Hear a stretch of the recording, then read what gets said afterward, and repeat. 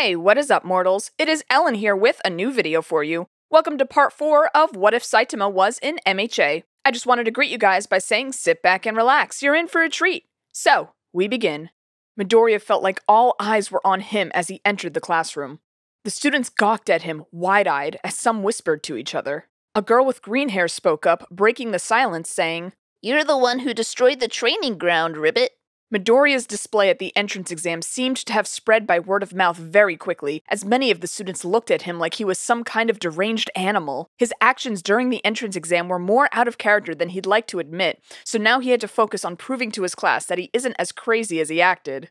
A boy with glasses suddenly went up to him saying, "I'm Tenya Ida. I was in the same examination group as you, and I have to say, I am impressed. When I saw you go back and save that girl, I thought you were wasting your time, but you saw through the exam and got points for it. Your demonstration of overwhelming strength leads me to see you as superior, and I'm honored to be in the same class as you."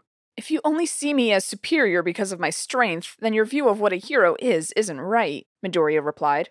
When those words came out of his mouth, he realized that he was starting to sound more and more like Saitama. The boy gave him a look of confusion, but before he could reply, a girl showed up behind Midoriya.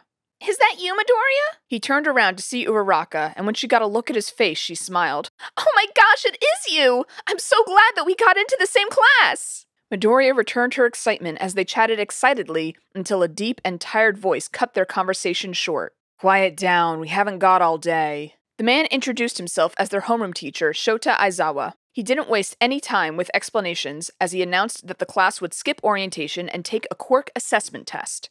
The class changed into their gym uniforms and met outside on the training grounds. Once he saw that all the students were gathered, the teacher called Midoriya in front of the class to throw a softball while using his quirk. Midoriya was about to interject and say that he didn't have a quirk, but Aizawa cut him off before he could say anything. "Don't waste time, just throw the ball," Aizawa said agitatedly. Midoriya shrugged his shoulders to loosen them up as he brought his arm back to throw the ball. He felt the pressure of his muscles building up. He focused on the power in his shoulders and triceps. Once he felt ready, he threw his arm forward with as much power as he could muster. Cracks in the floor underneath his pivot foot started spreading around him. The sheer speed of his single arm movement caused wind to form around his body, blowing gusts at the students. Midoriya released the ball, and the moment it left his fingertip, it seemingly blasted forward out of his hand, propelling into the air at speeds difficult to make out with the untrained eye. The ball had a flaming blaze following behind it, moving at speed so fast it started to burn up. Soon, the ball was completely out of sight. Midoriya stood there, not even a single bead of sweat on his face, as he asked, did I do it right?" Aizawa knew that this kid was in the same power range as All Might, but this strength was beyond what he saw in his entrance exam video. He hid his shock as he turned to the rest of his students. They stood there in complete shock as the raw power had them shaken to their core. One student in particular wasn't impressed in the slightest. "What the hell was that, Deku?" Bakugo barked, running towards the boy with explosions crackling in his palms. Before the angry teen could make it close to Midoriya, Aizawa stepped in and restrained him with his binding cloth. "If you don't want to get expelled right now, you better stand down this instant," Aizawa demanded.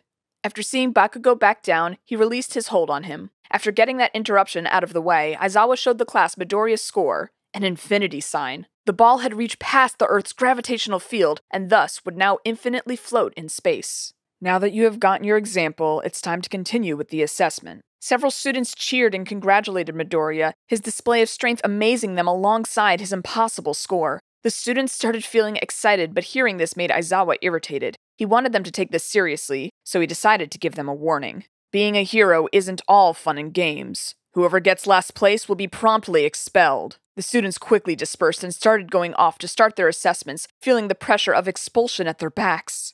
Aizawa pulled Midoriya off to the side before he started walking off. "Hey kid, are you quirkless?" the teacher asked, looking down at the phone which had Midoriya's transcript pulled up. "Yes, sir," Midoriya responded hesitantly, feeling scared by his teacher's presence after his expulsion threat. The teacher looked at the boy skeptically. Aizawa then followed by asking, "How did you get this strong if you're quirkless?" Midoriya simply responded with, "Training," not sure if he was in trouble or not. Aizawa stared deep into Midoriya's eyes as he activated his quirk. His hair floated weightlessly as he ordered the student to throw another ball. The student complied, and the results remained the same as his device registered another infinity. Aizawa saw all he needed to know and told Midoriya one last thing before he rejoined the class. "Tone down your power level next time. The Hero Public Safety Commission would rather not pay for billions of dollars in property damage and lawsuits. Midoriya's face glowed a bright red as he remembered the mass destruction he caused in the entrance exam. He bowed in apology to his teacher. Aizawa watched as the kid jogged off towards the group as he felt conflicted. He could feel that he was gonna have to keep that kid out of trouble. As the quirk assessment tests continued, Midoriya got first place in every single test except for the seated toe touch.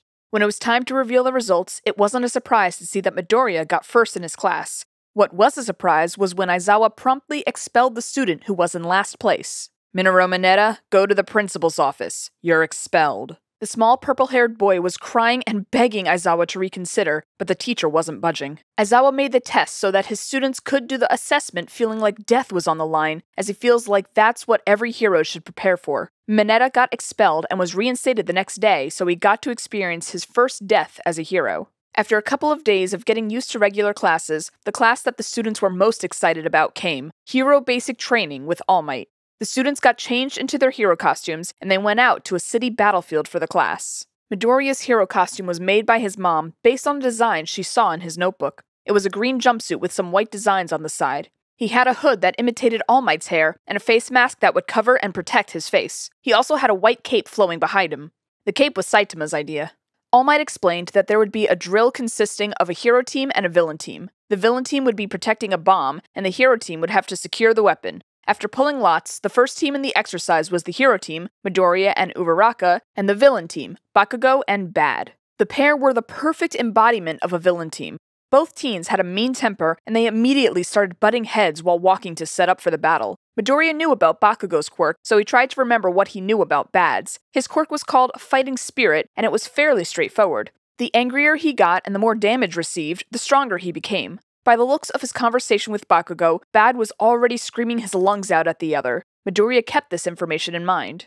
After the villain team was given their preparation time, Midoriya and Uraraka walked into the building and began strategizing. When they turned a corner, Bakugo ambushed them. The blonde went to hit Midoriya with a right hook, but he was able to react fast enough to grab his arm and throw him across the hallway. Bakugo's back hit a wall and cracks formed around where he landed. The force knocked the wind out of him as he painfully coughed up blood and slumped over, fading in and out of consciousness. The hero team decided that it would be faster to split up, as Uraraka searched the 6th floor moving downward and Midoriya the 1st floor moving upward. Midoriya quickly surveyed the bottom floor, dashing through corridors and doorways until he cleared every room. He continued his search on the 2nd floor but stopped once he got a message from Uraraka through his headset. Hey, the weapon is in the middle of the 5th floor. Come quick, Bad spotted me and he's really mad. Got it. Keep him occupied while I get there, Midoriya replied. Midoriya positioned himself to where he was right in the center of the building. He bent down, preparing to jump through 3 floors between him and the weapon, but stopped when he heard a voice calling out from behind him. Don't think you can get away that easily, Deku! Bakugo yelled, body trembling from pain. Midoriya was surprised to see Bakugo still up and running after being thrown into a wall. Ever since he trained with Saitama, everyone he'd fought was knocked out in a single punch. Bakugo, however, seemed to be running off of pure pride and hatred. Or maybe the freckled teen held back against the blonde. Perhaps it was a combination of both. I should have known a single attack couldn't keep you down, Kacchan, Midoriya remarked, readying his stance. There you go, looking down on me again! Bakugo growled, preparing to charge. Midoriya pressed his headset and told Uraraka to stay in position. Midoriya pushed off of the ground and rushed towards Bakugo, hoping to end the fight quickly. Bakugo defended by creating a wind explosion to make a cushion between him and Midoriya. The force had him pushed back, and Bakugo backed up from his original position. The blonde smiled wickedly as one of his gauntlets glowed red, and as he aimed it at Midoriya. Bakugo explained that the gauntlets gather and store his nitroglycerin like sweat in them, meaning that it can be used to set off an explosion stronger than he can produce naturally. He pulled the clip out from the device as he yelled. You may be stronger now, but you're still only quirkless! Midoriya brought his arms up into an X shape to make a blocking stance as the explosion rushed at him like a tsunami. The force of the blast shook the entire foundation of the building, knocking Uraraka and Bad off balance. All Might, this is getting serious. That Bakugo guy is crazy. You should stop this, Kirishima urges. No, All Might rejected. Some of the students looked at the teacher questioningly, and he replied, Yes, young Bakugo may be strong, but I know that young Midoriya will be able to handle this. The smoke cleared as Bakugo walked towards Midoriya, but what he saw had him stunned.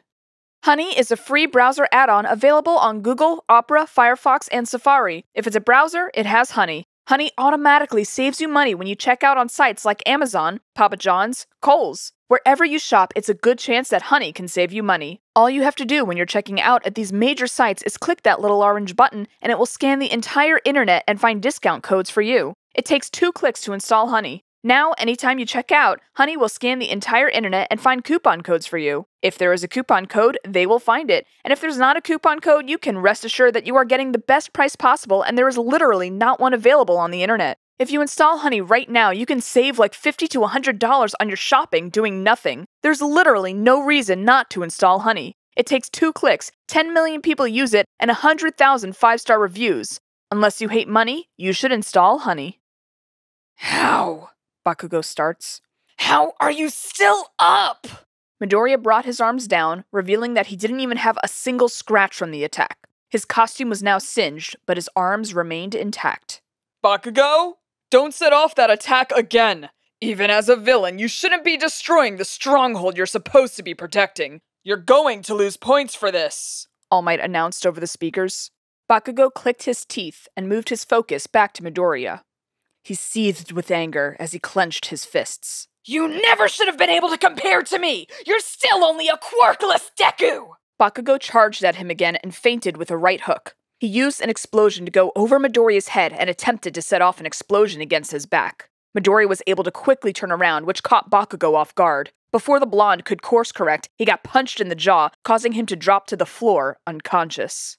When Midoriya finally reached the room with the weapon, he attempted to speed past Bad. Unfortunately for Midoriya, the delinquent was sufficiently pissed off enough to block the attempt at the weapon. You think you could slip past me that easily? Bad yelled, aiming his metal bat straight at Midoriya's chest. The teen was dressed like a stereotypical delinquent that would be seen in Japanese media. He had a black pompadour with black bonton pants and a black Japanese school uniform jacket draped over a red long-sleeve turtleneck sweater.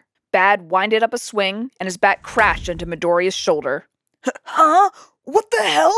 Bad sputtered.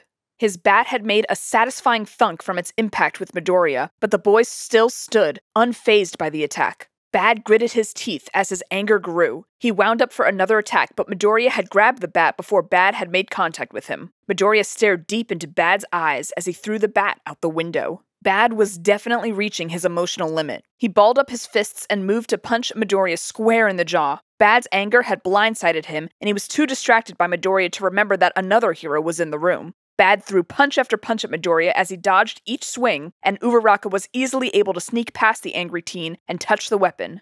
Hero team wins! After Nurse Robots took Bakugo to Recovery Girl, Midoriya, Uraraka, and Bad made their way back to the class. All Might reviewed the group's performance with the class and declared Midoriya as the MVP. A girl named Yayorozu made comments about what each person did well and what they didn't. Bakugo was clouded with anger and set off a large-scale attack inside the very building he was supposed to be protecting. Uraraka let her guard down and gave away her position to Bad. Bad and Bakugo also spent most of their time together in argument, leading to no cooperation. In the end, Midoriya did more things to advance the hero team to victory. After the class ended, Midoriya was talking to some of his classmates about how their battles went. Some students were trying to figure out how to bring up the topic, but eventually, Tsu brought it up without any concerns about coming across as rude. Why does Bakugo keep calling you quirkless, Ribbit? You have a quirk. It's a lot like All Might's. Midoriya then confirmed to the class that what Bakugo said was correct. He is, in fact, quirkless. The students were all shocked and bombarded Midoriya with questions, to which he responded truthfully. Despite his transparency, some students refused to believe that he was truly without a quirk. Eventually, Midoriya realized that he never saw Bakugo come back from the nurse's office and asked his classmates if they'd seen him. Kaminari mentioned that he passed him in the hallway a moment ago, so Midoriya rushed outside to try and catch him before he left. When he saw the blonde walking towards the school gates, he called out to him. Bakugo stopped in his tracks and kept his back turned to Midoriya. Midoriya hesitated, but spoke. We have to talk about this. You're angry at me. Hell, you've been angry at me our entire lives. You can't just keep attacking me and degrading me for something I can't control. Bakugo furrowed his eyebrows as he looked back at Izuku, and he felt his rage start to boil. Do you think I'm stupid or something? Midoriya froze, unsure of what Bakugo meant. Bakugo's voice deepened as he growled. Our entire lives, you've always been a quirkless, weak nobody, and now suddenly you can beat me in the entrance exam, beat me in the quirk assessment test, and now beat me in hero basic training? He raised his voice as he yelled. How the hell do you expect me to believe that you're still quirkless? And why do you keep insisting that it's the truth? Do you think that I'm an idiot? Midoriya was stunned into silence, but then his anger started to rise. He retaliated. Why the hell would I lie about this? Even though you've bullied me for years, I still called you my best friend. Even when you've told me to die, I still stayed by your side. Does it hurt your ego this badly for someone quirkless to be better than you? Midoriya opened his eyes after spilling his internalized emotions, only to see Bakugo walking away. He took a deep breath and looked behind him, only to see his classmates standing behind him, mouths agape. The next day, the class whispered among themselves as Bakugo walked into the classroom. The students that witnessed Midoriya laying into Bakugo were disgusted to hear how the blonde treated the other, and the rumors spread like wildfire. Bakugo noticed the class's behavior, and Midoriya noticed his body tense before he took his seat. Aizawa walked into the classroom, causing everyone to stop talking and look up at him. With a sigh, he announced that they will be picking a class representative. After deciding to vote democratically, Midoriya overwhelmingly won with 6 votes. It seemed like the rumors had helped him rise in class favorability. Everyone else in the class had 1 or 0 votes, so a revote for vice president was held. With 3 votes, Ida was named vice president. During lunch, an alarm went off signaling someone was breaking into campus. Everyone was sent into a state of panic, and the halls were congested with students trying to escape. Midoriya was standing amid the shoving and looked out the window as the students continued to panic. People would try and push him out of the way, but he was as immovable as a wall. While looking out, he saw news reporters outside and knew that they were the reason that the alarm went off. With the help of Uraraka's quirk and a leap up in the air, he was able to yell, "Everyone look outside! It's just the news reporters!" With his announcement, students nearby the window confirmed what Midoriya said was true, and the commotion calmed down. Although the event was completely random to the students, something sinister happened during the emergency that would soon haunt them for the rest of their lives. The alarms were simply a diversion. There was someone among the UA population acting as an infiltrator. They had gained information that would set in motion a plan to change society as the world knew it. This was only the beginning. The days kept on going as things seemed to have gotten back to normal. It was a regular morning, and the students were starting to worry as their teacher hadn't shown up yet. Right on cue, Aizawa threw open the doors of the classroom as a familiar-looking bald man followed behind him. "Saitama? What are you doing here?"